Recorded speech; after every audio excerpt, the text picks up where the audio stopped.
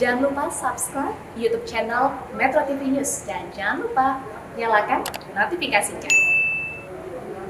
Pemirsa, stunting menurut World Health Organization atau WHO adalah gangguan tumbuh kembang yang dialami oleh anak akibat dari gizi buruk, infeksi berulang, dan stimulasi psikososial yang tidak memadai terutama pada masa 1000 hari pertama kehidupan. Lantas bagaimana mencegah dan mengatasi stunting pada anak? Untuk membahasnya sudah bergabung bersama kami Dr. Piprim Basarah Yanuarso, Ketua Umum Ikatan Dokter Anak Indonesia, dan sudah terhubung bersama kami. Selamat siang, Dr. Piprim. Selamat siang, apa kabar? Baik. Alhamdulillah sehat. Semoga Dr. Piprim juga masih dalam keadaan yang sehat dan juga semangat. Dokter, kalau misalkan boleh dijelaskan sekali lagi, apa sebenarnya fenomena stunting ini dan biasanya dokter terjadi pada anak usia berapa? Ya, terima kasih. Jadi stunting ini adalah suatu keadaan ketika panjang badan atau tinggi badan seorang anak di bawah -2 standar deviasi dan berat badan berdasarkan tinggi badannya memang di bawah normal. Jadi stunting ini adalah perawakan pendek yang dasarnya adalah malnutrisi kronik, ya, atau juga infeksi berulang atau sebab lainnya. Tetapi tidak semua perawakan pendek itu stunting. Ya, jadi ada juga perawakan pendek yang bukan stunting karena memang misalnya orang tuanya pendek-pendek, atau juga ada perawakan pendek karena masalah hormonal. Ya, jadi bukan masalah nutrisi. Jadi stunting ini kita batasi pada perawakan pendek yang karena malnutrisi kronis, Mas. Baik. Untuk ukuran tinggi dan pendek ini, ciri-ciri yang paling terlihat, kalau untuk ciri-ciri secara detailnya kita bisa lihat dari mana dokter, dan ini terlihat di usia berapa biasanya? Ya, sebetulnya pemerintah kita ya, melalui Permenkes nomor 2 tahun 2020, yaitu tentang standar antropometri anak ya, itu sudah menyebutkan bahwa bayi ya, sejak bayi di posyandu itu harus diukur selain berat badannya juga panjang badannya, ya. Ini mesti diukur rutin dan kemudian apabila terdeteksi ya baik masalah berat badannya yang kurang atau panjang badannya yang di bawah -2 standar deviasi menurut kurva atau grafik pertumbuhan WHO, ya, itu harus dirujuk untuk dilakukan penyelidikan ya apa masalah yang terjadi pada bayi dan anak ini.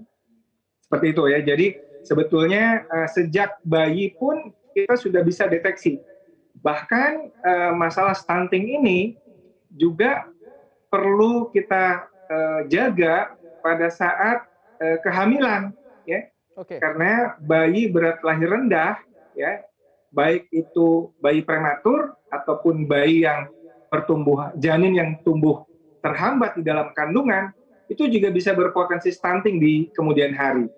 Jadi baik. Untuk ciri-cirinya apa dokter untuk ciri-ciri ibu yang sedang mengandung kemudian anaknya berpotensi untuk kena stunting? Tapi jangan dijawab dulu Dokter Piprim, nanti kita akan lanjutkan dialog kita usai jeda berikut ini. Pemirsa jangan kemana-mana, kita akan melanjutkan terkait dengan fenomena stunting di Indonesia bersama dengan Dokter Piprim. Namun usai jeda berikut ini tetaplah bersama kami di Newsline. Terima kasih pemirsa, Anda masih bersama kami di Newsline dan kita akan melanjutkan dialog terkait dengan fenomena stunting di Indonesia. Masih bersama kami dengan Dokter Piprim dari Ketua Umum Ikatan Dokter Anak Indonesia. Dokter, tadi dijelaskan bahwa stunting ini sudah bisa dideteksi daripada masa kehamilan. Mungkin bisa dijelaskan dokter ciri-ciri ibu hamil yang anaknya berpotensi nantinya akan mengalami stunting, dokter.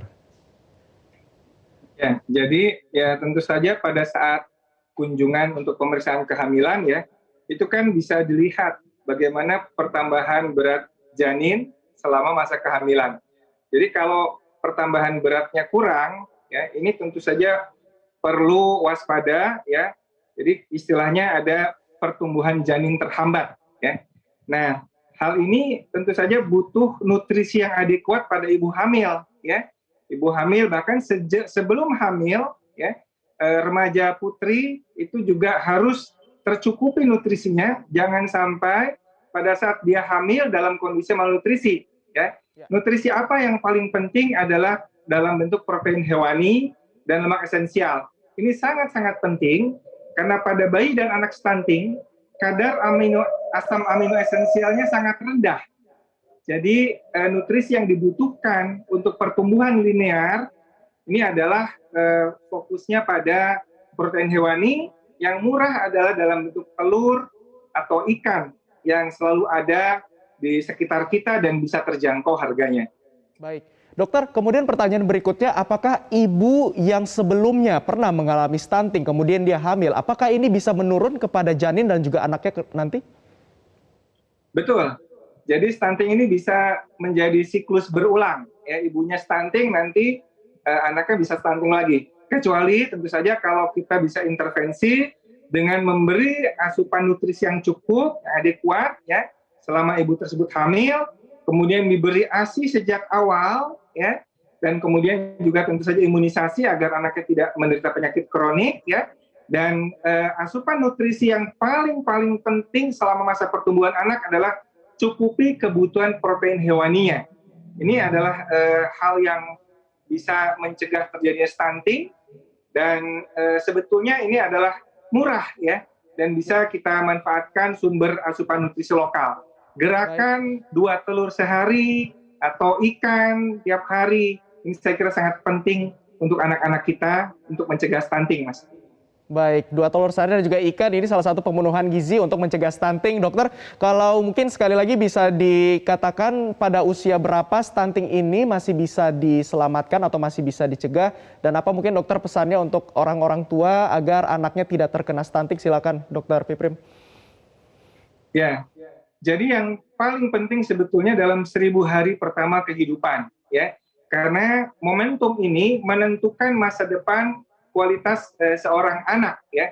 Walaupun status gizinya bisa diperbaiki, tapi apabila terjadi malnutrisi di fase awal di 1000 hari kehidupan ini, maka ini berpengaruh juga terhadap IQ-nya, terhadap kecerdasannya maupun terhadap perkembangannya di kemudian hari.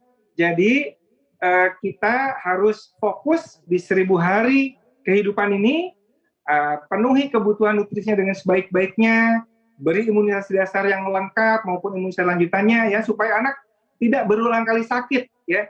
Termasuk juga kalau lingkungannya ada yang merokok misalkan ya. Merokok ini jadi salah satu potensi untuk menyebabkan pneumonia yang ketika seorang anak terkena sakit ini juga bisa kemudian menyebabkan masalah malnutrisi juga. Baik, dan kita harapkan kasus stunting di Indonesia menurun dan beberapa tips yang sudah disebutkan oleh Dokter Piprim tadi dapat dilakukan oleh orang tua untuk mencegah dan juga memenuhi kebutuhan nutrisi seimbang bagi anaknya. Terima kasih Dokter Piprim Basara, Ketua Umum Ikatan Dokter Anak Indonesia sudah bergabung bersama kami di Newsline. Selamat kembali beraktivitas, Dokter.